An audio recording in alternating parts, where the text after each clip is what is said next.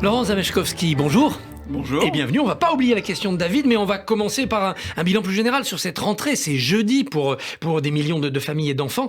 Est-ce que l'état d'esprit de vos adhérents, c'est de l'inquiétude, plus que d'habitude? Et sur quel sujet? Alors effectivement, il y a beaucoup de sujets qui ont été traités par la presse depuis quelque temps. Et effectivement, il y a toujours une appréhension lorsque vous rentrez pour vos enfants, de savoir si ils auront tous leurs profs. Alors dans le primaire, il n'y en a qu'un, bien sûr. Et dans le secondaire, est-ce que dans toutes les matières seront pourvues? Il y a un certain nombre d'organisations, de choses. Et effectivement, il y a toujours ces petites angoisses. Mais cette médiatisation a pas mal rajouté à l'angoisse des parents de ce côté-là. C'est anxiogène. Voilà, c'est très anxiogène et ça se nourrit. Alors après, c'est aussi l'occasion d'en parler et de faire avancer les choses. Donc il y a également un aspect positif. On a eu 2 rentrées précédentes marquées par la Covid, par les protocoles sanitaires, par l'inquiétude sanitaire. Est-ce que cette année, tout ça, c'est derrière nous? Ou est-ce qu'il y aura, pour les parents et pour leurs enfants, encore des contraintes, des inquiétudes, des règles, des mesures? Alors, difficile de voir l'avenir. Le ministre de la Santé a annoncé qu'il y aurait une 8e vague, ce qui semble tout à fait probable. Donc on est plutôt aujourd'hui dans une logique d'anticiper. Il y a un protocole sanitaire qui a été mis en place, qui ressemble assez proche à ce qu'on avait connu de manière précédente, avec un démarrage qui est tout à fait à la normale. Après, il y a la question d'anticiper la suite, et notamment l'hiver.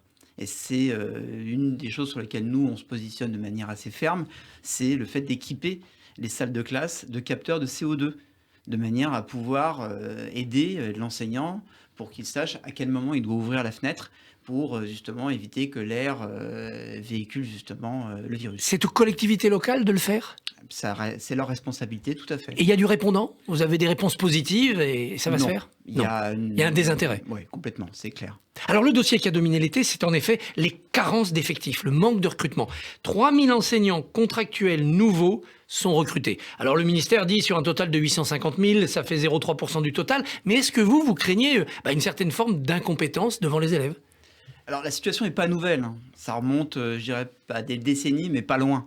Donc on a cette situation de manque d'enseignants, de désintérêt pour la profession qui date depuis longtemps. Mais bien évidemment, c'est un phénomène qui ne fait que s'amplifier.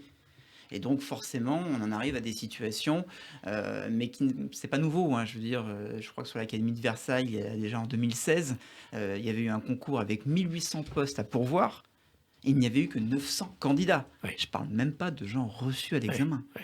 Donc forcément, aujourd'hui, on en arrive à une situation qui est cristallisée et on espère que le nouveau ministre trouvera une solution. Ses prédécesseurs n'ont pas trouvé, quel qu'il soit, et on espère justement qu'aujourd'hui, on va trouver de nouvelles solutions. Alors, la première solution, c'est des contractuels, des gens qui n'ont pas passé les concours, mais qui, sur leur CV, sont jugés aptes. C'est un mauvais prof, forcément, un contractuel, ou pas? Non, c'est pas un mauvais prof. Déjà, la seule chose, c'est que c'est pas un prof en tant que tel, dans le sens où il n'a pas été formé pour ça. Il n'a pas reçu la pédagogie qu'il puisse transmettre à ses élèves. Donc, forcément, il y a des gens qui ont une vraie vocation, qui vont se trouver recrutés et qui vont faire de très bons profs. Mais on ne peut pas uniquement compter sur l'aspect inné. Enseigner, ça s'apprend. Donc forcément, aujourd'hui, on est dans une situation d'urgence, et pas seulement aujourd'hui, hein, puisque le recours contractuel dans certaines académies est massif depuis de nombreuses années. Et donc, il faut bien pourvoir les profs. On ne peut pas laisser les enfants sans personne. Ce qui est juste malheureux, c'est qu'aujourd'hui, on n'en est plus à forcément affecter un prof devant les enfants, mais un adulte. Et dans certains cas, on a de bonnes surprises et d'autres de moins bonnes. Donc, il ne faut pas forcément stigmatiser les contractuels. Parce qu'il y a des très bonnes choses et effectivement, si le recrutement a été fait de manière intelligente, on peut arriver quand même à détecter des vrais talents, donc c'est quand même positif. Et souvent, nous, les parents des contractuels qu'on voit partir, on va quasiment se mobiliser pour essayer de le garder, et à l'inverse, d'autres, plus compliqués. Donc, l'une des solutions pour relancer les vocations, c'est d'augmenter les salaires. 2 000 € net minimum pour les enseignants débutants. Ça vous semble suffisant ?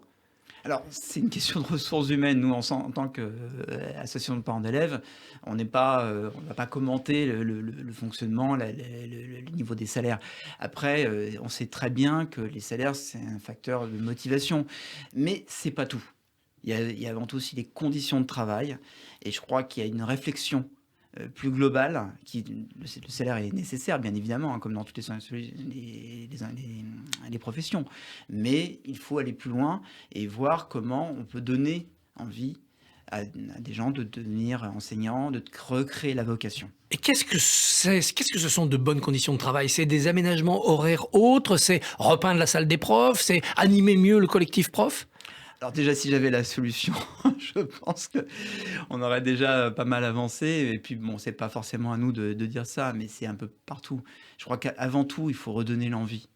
Il faut les motiver et ça va bien sûr dans les conditions de travail, le fait d'être aussi confronté à des conditions acceptables et aussi peut-être aussi face à des situations qui peuvent être des fois un peu compliquées.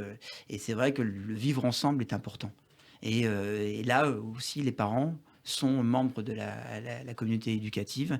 Et je crois que si on rame tous ensemble dans le même sens, les parents, les enseignants et bien sûr les élèves, il y a de bonnes choses que les choses s'améliorent et qu'on avance vers quelque chose de positif. Mais c'est un travail qu'on doit faire tous ensemble. Certains enseignants reprochent l'attitude de certains parents comme étant devenus des consommateurs d'école. Je suis le client, je paye, j'ai droit à, contestant l'autorité des profs, contestant l'organisation même, voulant se mêler de cela. Est-ce que vous entendez cette récrimination? Oui, bien sûr, parce que c'est symptomatique de la société actuelle. Donc les parents ne sont pas une exception, on n'est pas dans un vase clos. Forcément, il y a cet aspect-là, mais pas que, et heureusement d'ailleurs. Je veux dire, justement, nous, par exemple, dans la fédération de parents d'élèves, on a des parents qui vont se mobiliser, qui vont essayer de travailler justement sur le climat scolaire, sur le vivre ensemble. Je dirais que quelque part, l'implication des parents dans le système, c'est aussi, ça crée du lien, ça fluidifie les choses. On le voit bien, lorsqu'il y a une bonne ambiance entre les équipes éducatives et les parents, l'école gagne vraiment en attractivité. Parce que les enseignants ont envie de venir dans cette école, les parents ont envie de mettre leurs enfants dans cette école, et il y a un cercle vertueux qui se crée. Ce sont les instances de rencontre et de dialogue peut-être qu'il faut moderniser. Les vieux conseils de classe ou d'établissement sont peut-être à moderniser. Alors moderniser, forcément, il y a eu des réformes, mais pas seulement. Je pense que aussi le fait de rapprocher les gens, peut-être qu'il faudrait quasiment envisager entre les parents d'élèves et les équipes pédagogiques une forme de team building comme on pourrait avoir dans les entreprises. Je pense qu'il y a encore aujourd'hui des craintes des enseignants, des directeurs d'école, de laisser entrer les parents dans l'école. Et effectivement, des fois, il y a des débordements et on le regrette. Mais on ne peut pas uniquement caler les choses sur le moins-disant et sur ceux qui ne vont pas forcément jouer le jeu, mais plutôt pour tous ceux qui ont envie que leurs enfants aient une belle scolarité, que ça se passe bien. Je veux dire, on est tous dans le même bateau, donc on a tous intérêt à ramer dans le même sens. 1h30 de mathématiques en plus, en première. C'est le retour finalement des mathématiques. Vous vous en félicitez, vous en réjouissez? C'était une demande des parents? Alors ça a été une demande des parents, oui. De l'autre côté, on regrette que ça arrive un petit peu de manière pas tellement concertée. C'est un peu improvisé là, cette rentrée. Voilà, on nous colle ça en fin d'année alors que les élèves ont déjà fait leur choix de spécialité, d'options. Donc ça arrive un peu comme un cheveu sur la soupe. Donc on regrette ça. La réforme du bac, c'était la deuxième session. La première a été très largement amputée par la crise sanitaire. La deuxième, moins, mais néanmoins, c'est vrai qu'à peine la session du bac est passée et on rentre dans un nouveau patchage du système. Voilà, on est un peu dubitatif. Effectivement, c'est optionnel, ce n'est pas obligatoire cette première année, ça le sera par la suite apparemment. Reste à voir comment ça va évoluer. Nous, on fait partie de la commission de suivi de la réforme, donc forcément, on va contribuer et travailler de manière objective pour voir si tout ça a du sens. On a pendant longtemps décrié la sélection par les mathématiques. Et lorsque quelque part les mathématiques sont entre guillemets retirées à ceux qui n'en ont pas besoin, on se dit les mathématiques, il faut remettre. Ouais. Effectivement, parce qu'il y a un problème dans le secondaire, le supérieur. Qui ne va pas forcément jouer le jeu de la réforme et il y aura une espèce de décalage et forcément les parents vont être angoissés par rapport à ça et sur la suite du parcours ça peut être gênant. Et ils veulent des maths pour sécuriser. Voilà. Vous avez rencontré le nouveau ministre de l'Éducation, Pape Ndiaye. Quelle impression vous a-t-il fait? Est-ce que c'est un homme qui a la dimension de son poste? C'est déjà un peu difficile en si peu de temps de savoir si ça sera le Et il a cas, été hein. discret en plus. Il a été discret. On a eu une première réunion plutôt privée avec lui. Il a reçu en fait chaque fédération de parents d'élèves. Je crois qu'il a reçu également les syndicats et ainsi de suite, un par un, pour discuter, échanger avec. C'est ce qui s'est passé. Il y a eu une bonne discussion, une bonne écoute. On l'a revu après à l'occasion du Conseil supérieur de l'éducation, qui est la plus haute instance de l'éducation, auquel il est apparu fin juin. Il a eu un discours particulièrement orienté vers les enseignants. Ça ne sera pas le ministre des parents? Pour l'instant, en tout cas, c'est pas. De toute façon, on ne cherche pas à avoir un ministre des parents, mais en tout cas, on a clairement vu que sa priorité est les enseignants. Donc, ce qu'on peut comprendre par rapport à la crise actuelle, on espère simplement que les parents, bien évidemment, ne seront pas oubliés, puisque, comme je disais tout à l'heure, on est des membres à part entière de la communauté éducative. Donc, on a tous besoin de fonctionner ensemble. La montée de l'antisémitisme provoque dans certains établissements, dans certains départements, une fuite des élèves de confession juive vers l'enseignement confessionnel privé. Est-ce que vous en êtes conscient? Est-ce que vous êtes alerté sur ce sujet? Et est-ce que vous êtes optimiste? Alors effectivement, c'est des choses qu'on voit et qu'on ne peut que regretter.